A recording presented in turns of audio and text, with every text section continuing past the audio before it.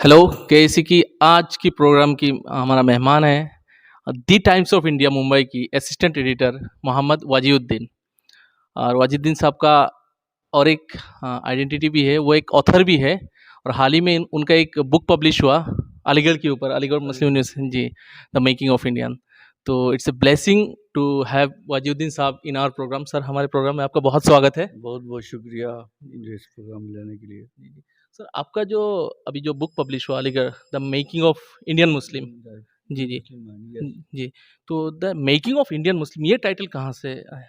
देखिए ये Aligarh Muslim university पे और सर सैयद अहमद खान पे बहुत सारी किताबें आ चुकी हैं। जी, तो मैंने ये जो सब टाइटल है, पहला टाइटल तो ये है कि Aligarh Muslim University the making of the modern Indian Muslim. Modern. तो उसमें ये कि अलीगढ़ ने क्या रोल अदा किया, जी, जो हिंदुस्तानी मुसलमान जो है ख़ास करके पोस्ट इंडिपेंडेंस, उससे जी, जी। पहले भी और उसके बाद भी जो है, जी, जो हिंदुस्तानी मुसलमानों का जो मॉडर्न ज़हन तैयार करने में जी, अलीगढ़ जी। का क्या रोल रहा है, जी, उसको दिखाने की कोशिश की है। इसलिए हमने उसका सब टाइटल जो है the making of the modern Indian मुस्लिम रखा, जी, जी। कि अलीगढ़ ने क्या रोल अदा किया। जी, और जी। अलीगढ़ ने बहुत ही क्रिटिकल और हिस्टोरिकल रोल अदा किया है जी, जी। हिंदुस्तानी मुसलमानों के अंदर साइंटिफिक और मॉडर्न थॉट्स को बढ़ाने में और डालने में। तो इसलिए हमने उसका नाम रखा। जी। वो टाइम्स ऑफ इंडिया पढ़ के हम इंग्लिश सीखे। मतलब माशाल्लाह, टाइम्स माशाल्लाह। इंडिया के एडिटर से मिलना और बात करना बहुत बड़ी बात होती है हमारे लिए। तो आपका ताल्लुका तो बिहार से है। जी, जी। बिहार से टाइम्स ऑफ इंडिया पहुंचना, जी। गांव से टाइम्स ऑफ इंडिया पहुंचना, ये कैसा रहा जर्नी और ये कैसे पॉसिबल हुआ? देखिए, ये कमाल की बात है कि जब हम गाँव में पढ़ते थे, हिंदी मीडियम में मैंने मैट्रिकुलेशन किया हिंदी जी। मीडियम से, तो मेरा दाखिला जो अलीगढ़ में हुआ था, ये 85 की बात है। जी। तो वहाँ जो है दाखिला हुआ, तो वो मेरे फ़ादर मुझे डॉक्टर बनाना चाहते थे, लेकिन वहाँ जाने के बाद 2-3 महीने के बाद मेरा दिमाग चेंज हुआ जी। और मैं वो मेडिकल में इंटरेस्ट मेरा लूज़ हो गया, साइंस सब्जेक्ट में भी। जी, जी। और मैं आर्ट्स की चीज़ें और फिर हिस्ट्री, इंग्लिश ख़ासकर, जी। चूँकि हम बिहार के पस मंज़र से आए थे और वहाँ का जो हिंदी बैकग्राउंड था, जी। तो जो लड़के अंग्रेज़ी मीडियम के थे, उनको जब मैं अंग्रेज़ी बोलता देखता था, तो मुझे मेरे अंदर बहुत अजीब सी कैफ़ियत होती थी जी। कि मेरे अंदर क्या कमी है। जी। चूँकि मैं भी टॉपर था, अपने जी, जी। डिस्ट्रिक्ट का टॉपर था, जी। तो मैंने ये महसूस किया कि मेरे अंदर क्या कमी है, मैं क्यों नहीं अंग्रेज़ी बोल सकता उसकी जी। जैसे। फिर हमने एक बार अपने उस्ताद से सॉरी, उस्ताद से पूछा कि क्या करना चाहिए? तो उसने कहा कि आप जो अपनी इंग्लिश की वोकैब्युलरी स्ट्रॉन्ग कीजिए। जी। और उसके लिए तरीका बताया कि आप अंग्रेज़ी अखबार और मैगज़ीन पढ़ना शुरू कीजिए। तो हमने पढ़ना शुरू किया और इंग्लिश पे मैंने फ़ोकस किया। जी।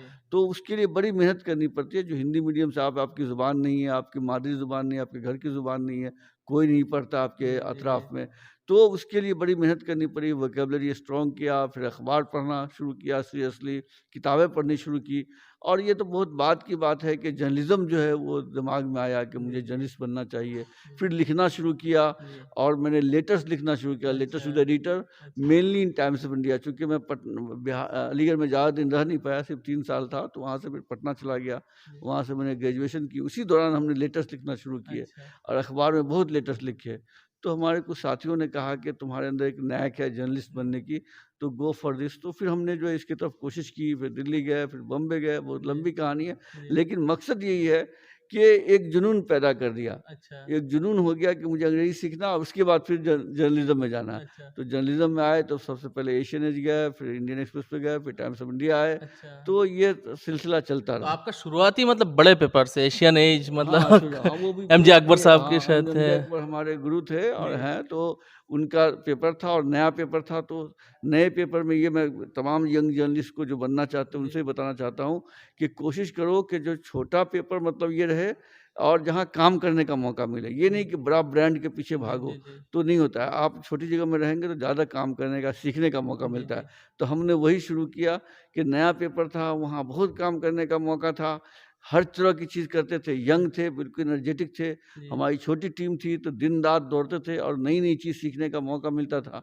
तो ये सब हम लोगों ने किया ताकि आपके अंदर जो कमी है, जो काम करने की लगन जो है, वो जी, पैदा हो जाए। जी। और वो सब किया, तो जिसकी वजह से अल्हम्दुलिल्लाह हम यहाँ तक पहुँचे। जी, जी।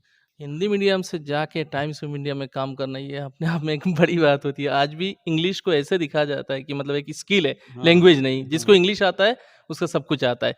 अगर 2-3 वर्ड्स में आप मतलब किसी को सलाह देना होगा कि इंग्लिश कैसे सीखे, तो कैसे तो क्या उसका बोलेंगे? उसका एक ही फ़ॉर्मूला, जैसे मैंने कहा कि आप अगर वाक़ई अंग्रेज़ी को मज़बूत करना चाहते हैं, आप माने चाहे नहीं माने, इंटरनेशनल लैंग्वेज है, लिंक लैंग्वेज है, जी, और इसके बगैर आपका जीना मुश्किल हो जाएगा। जी, तो वो उसका अगर कमांड लेना है तो वो ये है कि आप वोकैब्युलरी को पहले स्ट्रॉन्ग कीजिए, और ज़्यादा से ज़्यादा अखबार मैगज़ीन पढ़िए, और जी, नए-नए वर्ड्स लीजिए, और लोगों का स्टाइल देखिए, किताबें पढ़िए, जी, आप टेलीविज़न चैनल देखिए इंग्लिश जी, वाला, तो आपके अंदर वो बोलने का भी स्टाइल आएगा, और फिर एक नए-नए वर्ड्स आएँगे आपको, जी, और एक स्टाइल जो है आप डेवलप करेंगे। तो उसका यही तरीका, कोई चीज़ भारी नहीं है, नामुमकिन नहीं है इस दुनिया में, करना चाहें तो हर कुछ किया जा सकता है, जी, और ये भी कोई ऐसी बात नहीं है कि नहीं कर सकते हैं। जी, जी। This can be done.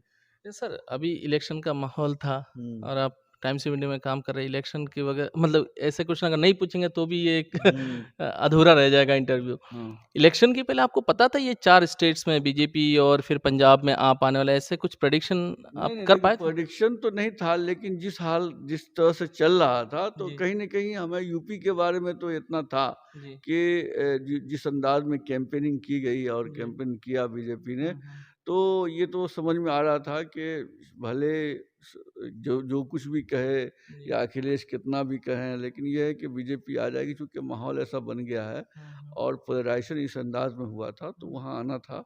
और आम आदमी पार्टी का परफॉर्मेंस भी इनक्रेडिबल है, लेकिन ये है कि वो भी जिस अंदाज में कांग्रेस जो है अंदर से जो इंतशार का और टूट-फूट का शिकार हुआ है पंजाब में, हुँ, तो जिससे पता चल रहा था कि लोगों के पास एक अल्टरनेटिव है। हुँ, दूसरी बात, उनके पास एक सीएम का चेहरा आ गया हुँ, हुँ, कन्विंसिंग, हुँ, तो उनके लिए आसान हो गया ये रास्ता। ये सब काम जो है ना बीजेपी के पास था और कांग्रेस के पास नहीं था।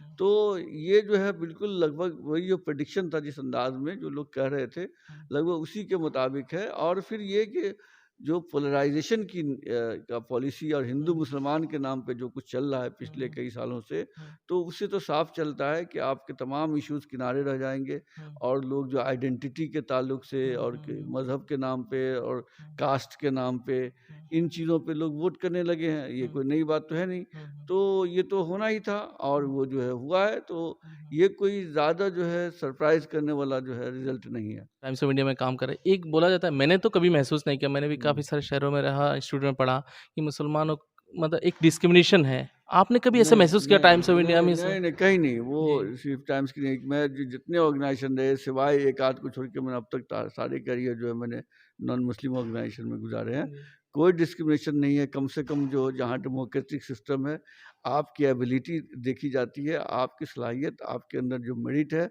वही देखा जाता है। आपका धर्म नाम से कुछ लेना-देना नहीं है। आप काम करने के लायक हैं, तो आपको हर जगह पूछ होगी।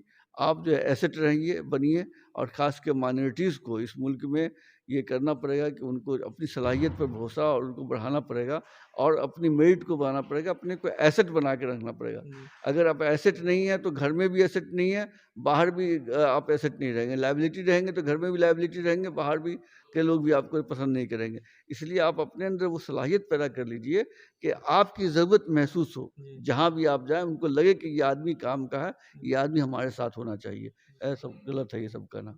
सर मेरा आखिरी सवाल रहेगा हाँ, ये हाँ। कि मतलब इंडियन जर्नलिज़्म का फ्यूचर क्या है? और अगर जो ये जर्नलिस्ट बनना चाहते हैं, बडिंग जर्नलिस्ट हैं, उनके लिए आपका क्या मैसेज नहीं, रहेगा? नहीं, वो तो फ्यूचर तो, क्योंकि ये मीडिया का दौर है, मीडिया एक्सप्लोजन का दौर है आजकल। जो जैसे आपके जैसे लोग जो हैं, जो कोई एस्टेब्लिश चैनल नहीं है, लेकिन यूट्यूब इसके ज़रिए, तो ये तो अनलिमिटेड है। जी, sky is the limit for them. जी, जो यंगस्टर्स हैं, वो जो आना चाहते हैं, उनके लिए ट्रेडिशनल मीडिया हाउसेस भी हैं।